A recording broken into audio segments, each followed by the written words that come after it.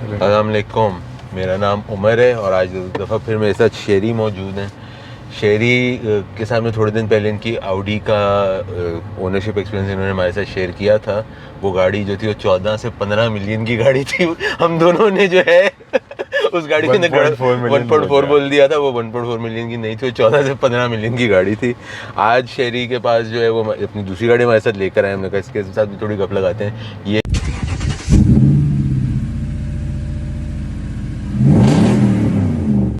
है 2017 की 17 land cruiser Prado है 2.7 TXL लिमिटेड है, ठीक है। और अगर थोड़ा सा व्यूअर्स को समझाना चाहें तो TXL और इसमें क्या TX आती है, TXL आती है और TZ आती है और फिर TZG आती है। TZG इस वाले वेरिएंट में TZ आता है, ठीक है। और TX और में ऐसा क्या होता है जो इसमें नहीं, इसमें एक्स्ट्रा है।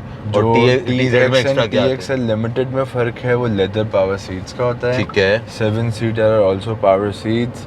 फिर क्या कहते हैं, बेसिक फ़र्क तो ये होता है। और ऑटो सीट्स जो होती हैं वो सबकी हैं। फिर इसका सस्पेंशन अच्छा है, ये फ़र्क होता है मेनली तो। ठीक है। और TZ में एक्स्ट्रा क्या आता है? TZ में फिर और सॉफ्ट सस्पेंशन होता है, फिर उसका इंजन साइज़ डिफरेंट होता है। और इस वाले मॉडल के अंदर TZ में 2.8 डीजल आया है, ठीक है। तो वो अलग इंजन है, वो तो GD है बेसिकली, जो वो अलग ही इंजन है। सही है। 2.8 डीजल आया है और ये सब 2.7 पेट्रोल है। ठीक है। और इसमें 4000 पेट्रोल भी तो आती है TXL में? नए शेप में नहीं आती, इस वाले में नहीं आती, पुराने शेप में आया। कि मेरे पास भी वो है 120 सीरीज है, वो 4 लीटर वाली वो है। तो 2008 वाली है, 2016 तक मैं कह रहा हूँ आई है।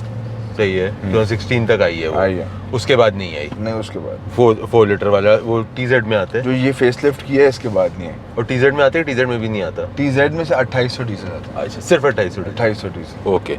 अच्छा, अब मुझे ये बताएं कि ये गाड़ी आपने कब ली, कितना टाइम हो गया? इस गाड़ी को मुझे समझें 1.5 साल होने वाला है। 1.5 साल होने वाला है। आज तक सिर्फ 2000 किलोमीटर चलाई है मैंने। 2000 किलोमीटर? आप चलाते ही नहीं है गाड़ी? नहीं चलाता इसको। सही। और ये गाड़ी जो है वाइट, पर्ल वाइट आपने गाड़ी ली, तो pearl white beige the best combination. Decent लगता है, बड़ा साफ सुथरा रहता है, ना ज़्यादा गंदी होती है। ब्लैक गाड़ी लो, उसको मेंटेन करना इतना मुश्किल है। तो ये आपने खुद इंपोर्ट की थी जापान से या कोई किसी के थ्रू लोकल ली थी गाड़ी? ये मैंने अपने एक फैमिली फ्रेंड है उनसे ली हुई है। मेरे पास पहले लैंड क्रूजर थी, ठीक है, ठीक है, 2018 मॉडल, तो उनको वो चाहिए थी, तो आपने एक्सचेंज कर? तो बस मैंने उन्होंने मुझे ये दे दी कि तुम ये रखो, फिर मुझसे एक्सचेंज कर ली, तो मैंने कर ली।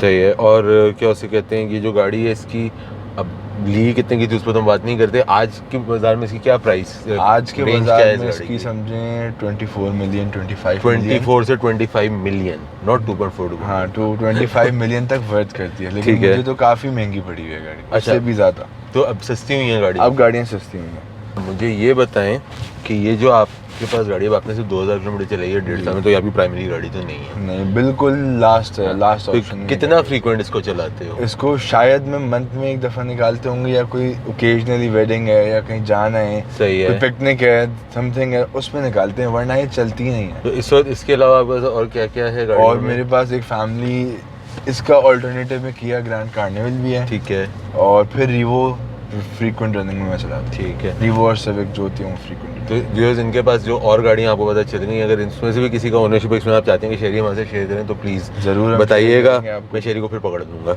सही है ना? अच्छा, तुम ये बताओ कि इसकी फ्यूल एवरेज क्या है इस वाले? इसकी फ्यूल एवरेज अच्छी है, लेकिन जब तक हमने इतना इसको टेस्ट नहीं किया इतना, तो लेकिन ये 6 से 7 देती है अभी सब। तो मतलब बेसिकली ये 2TR है, ऑल व्हील ड्राइव है। जो मेरी 2007 वाली प्राडो थी, उसकी भी यही एवरेज थी, 6.5-7 के करीब शहर में देती थी। हाईवे पे ले जाओ तो 8.5 देती थी। ज़्यादा हम हाईवे पे गए नहीं, ज़्यादा साल ऐसे बैरी डाउन गए एक दफ़ा बस, वो भी नहीं। मेरी गाड़ी तो मैं मतलब स्वाद तक लेकर गया था, तो वो गाड़ी हाईवे पे भी 8 गाड़ी भी 8 अच्छा मॉडल था, बहुत। आपको तो याद है मेरी गाड़ी कौन सी थी? मेरी गाड़ी मुझे, हाँ, इसीलिए मुझे याद है कि आपके पास से ही आई थी, इसलिए मुझे याद है वो गाड़ी, कि आपको तो पता है वो कौन सी गाड़ी थी।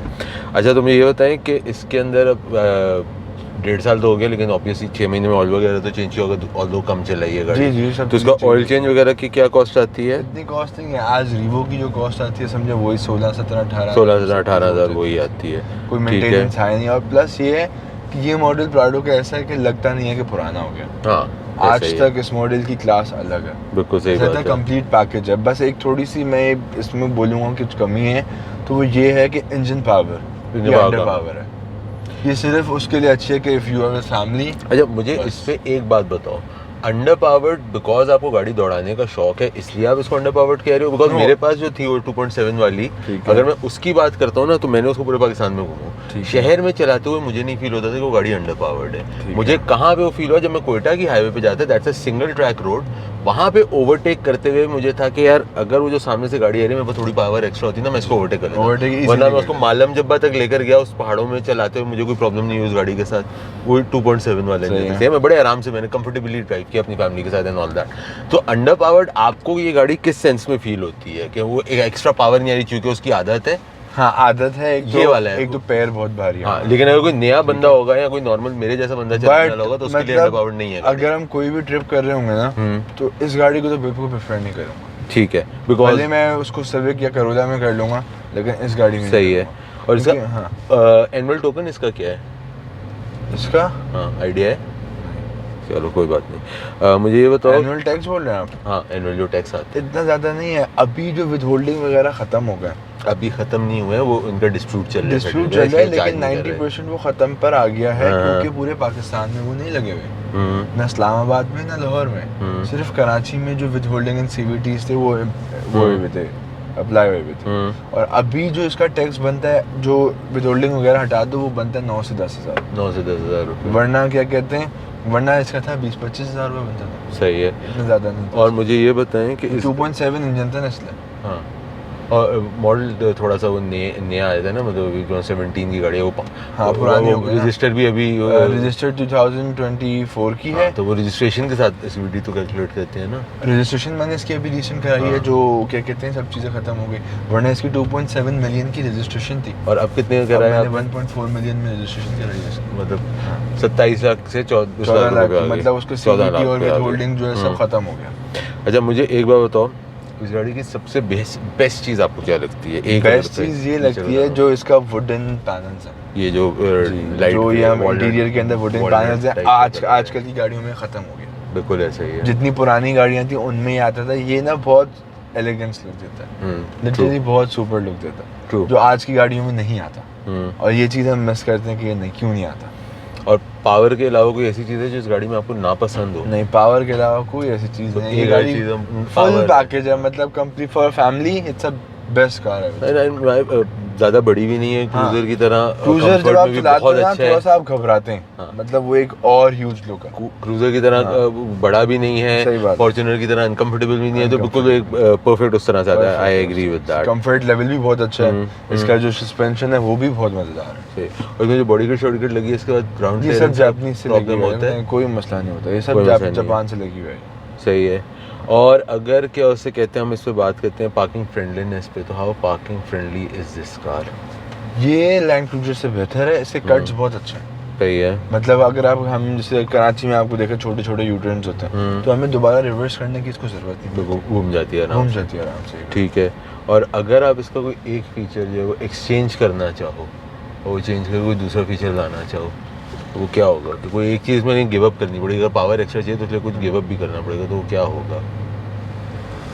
अब जैसे इसमें एक और ऑप्शन आता है, वो फुटरेस्ट आता है, ठीक है, वो फुटरेस्ट इतना ज़रूरी नहीं है, ठीक है, उसके बगैर भी चल जाएगा। कौन सा फुटरेस्ट है? नहीं, फुटरेस्ट जब आप उतरते हैं ना, जो ये वाला फुटरेस्ट होते हैं वो आता है, ये आपके अलीगढ़ में तो इसमें नहीं। हाँ, लेकिन अगर थोड़ा सा एक और ऊपर ऑप्शन, तो उसमें ये फ़ायदा होता है। एक्चुअली यार auto footrest is one thing जो कि मेरे हिसाब से ये जो ऑटो वाली जितनी भी चीज़ें हैं ना, ऑटो सीट, पावर सीट्स हो गई, ऑटो फुटरेस्ट, टेल गेट, ये सब मुझे पर्सनली ऐसा लगता है कि ये आपका एफिशिएंसी को कम कर देते हैं। क्योंकि मैं फॉर्च्यूनर उसका पिछला गेट जो वो ऑटो पे या पावर सीट्स हैं, तो वो मैं मैन्युअली उसको ज़्यादा तेज़ी से कर सकता हूँ रादर देन ऑटो करने के। टाइम भी कम जो है, टाइम कंज्यूमिंग है, खड़े रहो, हाँ, आप इंतजार करोगे भाई खुलेगा बंद होगा। बैक स्क्रीन जो है, हाँ, कि बच्चे होते हैं, सब चीज़ें होती हैं, तो इसलिए हम भी बैठे हैं पीछे, तो स्क्रीन्स चल रही हैं, तो मल्टीमीडिया लगा है पीछे का, लेकिन ये आता नहीं है। हाँ, ये एक्स्ट्रा लगा, ये आपने एक आफ्टर मार्केट लगा। ठीक है। और अगर आप जो लास्ट ईयर आपने जब गाड़ी एक्सचेंज की थी, अगर आपके पास if you can go back in time,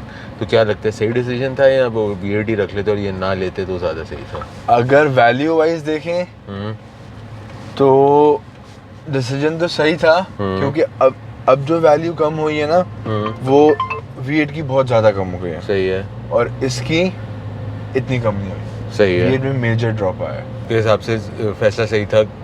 हाँ फैसला साल सही था। का अब मुझे वैसे भी उसको बेचना था, मैंने उसको समझिए 1-1.5 साल चला लिया था। मुझे या तो और ऊपर जाना था, लेकिन मुल्क के हालात नहीं थे ऐसे कि और महंगी गाड़ी ली जाए। सही है। दिल ही नहीं मानता था। फिर मैंने एक और ऑप्शन था इसमें ई-ट्रॉन का, लेकिन बस वो प्राडो आपको पता है टोयोटा है, एक उस पर ट्रस्ट है बहुत पुराना, एक अरसे से ट्रस्ट है टोयोटा, तो टोयोटा है, बस ये वाली बात है। अब ये बताओ on the scale of 1 to 10 इस गाड़ी को कंफर्ट में क्या रेटिंग दोगे? कंफर्ट इसका परफेक्ट है, मतलब मैं इसको 9.5-10 पूरा दूंगा कंफर्ट वाइज। और सस्पेंशन बहुत अच्छा है इसका, लाइक सॉफ्ट सस्पेंशन, वो जो इसमें झूले आते हैं ना गाड़ी में, तो कभी वो नहीं होता कि खड्डों में आपको बहुत महसूस हो उसका। और प्रैक्टिकलिटी में जो है 1 to 10 में गाड़ी कहाँ स्टैंड करती है? प्रैक्टिकली में समझे 8 to 9 करती है। 8 to 9 है। तो पुरानी वाली 1.5 साल बाद बेच के ये ली, अब इसको भी 1.5 साल हो गया, तो कोई है इरादा इसको चेंज करने अभी का? मार्केट वैल्यू इतनी है कि दिल ही नहीं कर रहा है कि इसको बेचो, नुकसान बहुत हो रहा है। बात तो सही है, तो अभी यही इसको चलाएंगे इसको, फिर कोई अच्छा ऑप्शन आएगा सो वो देख सकते हैं फिर हम। और अभी तो कोई अच्छा ऑप्शन है नहीं, कोई आएगा तो फिर वो देखेंगे। तो ओरिजिनली 41,000 चली 41,000 चली। सही है। शेरी मेरे यहाँ पे सवालात हो जाते हैं ख़त्म। तो इज देयर एनीथिंग जो आपको लगता है हमने इस गाड़ी के बारे में बात नहीं की that you would like to add to this conversation?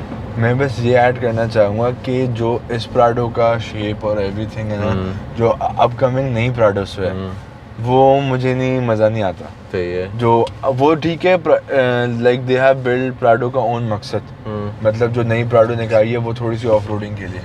ये वाली ऑफ रोडिंग के लिए नहीं है। इट्स अ फैमिली कार मैं बोल सकता हूँ। जैसे अब इस गाड़ी में एक ये इशू आता है कि जब कोई खरीद रहा होता है तो वो ये इशू करता है मैं प्राडो लूँ या लैंड क्रूजर लूँ, दोनों का मकसद एक ही है। लेकिन अब नई प्राडो में उन्होंने ये डिफ्रेंशिएट कर दिया कि लैंड क्रूजर ले रहा है तो लग्जरी के लिए ले रहा है, प्राडो ले रहा है तो वो उसके लिए ले रहा है, ऑफ रोडिंग के लिए ले रहा है। तो ये उन्होंने मेरे हिसाब से बेहतर कर दिया। लेकिन मुझे ऑफ रोडिंग का क्योंकि शौक नहीं है तो मुझे उस गाड़ी में इतना दिल नहीं माना। सही है। मेरा इस शेप को लेके बहुत मैं खुश हूँ, मतलब फेयर इनफ। तो व्यूअर्स ये था शेरी के साथ इनकी प्राडो का ओनरशिप एक्सपीरियंस जो इन्होंने हमारे से शेयर किया। इनकी बाकी गाड़ियों के बारे में भी आपने सुन लिया और क्या क्या खड़ा हुआ है घर पे। तो अगर कुछ आप चाहते हैं किसी और गाड़ी का ओनरशिप एक्सपीरियंस हमारे साथ शेयर करें तो प्लीज़ कमेंट्स में बताइएगा, फिर हम शेरी से रिक्वेस्ट करेंगे और दोबारा एक टाइम सेट करेंगे और बैठेंगे दोबारा। अपना और अपने घर वालों का ख्याल रखिएगा। Thank you so much for your time Sheri.